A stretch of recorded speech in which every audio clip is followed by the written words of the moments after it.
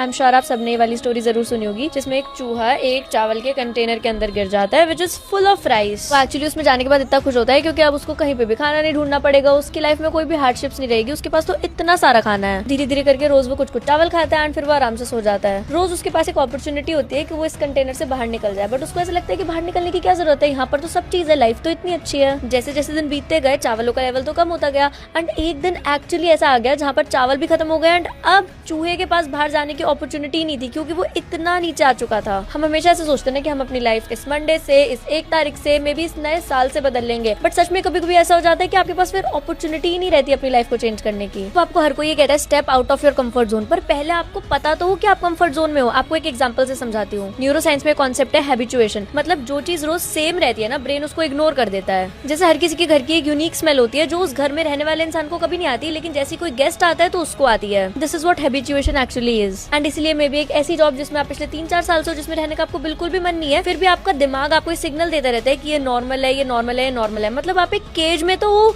पर केज के rods invisible है। तो अगर आपको ये जानना है कि आप कंफर्ट जोन में हो या आप जेन्युइनली कुछ अच्छा कर रहे हो, तो उसके लिए एक छोटी सी प्रैक्टिस है। आप बस अपने आप से ये एक सवाल पूछो कि जैसी आपकी लाइफ पिछले 1 साल में थी, वैसी अगर आपकी लाइफ अगले 10 सालों तक हो तो क्या आपको वो चीज चल जाएगी? एंड इसी सवाल का जवाब आपको ये एग्जैक्टली बता देगा कि आप कंफर्ट जोन में हो या नहीं हो।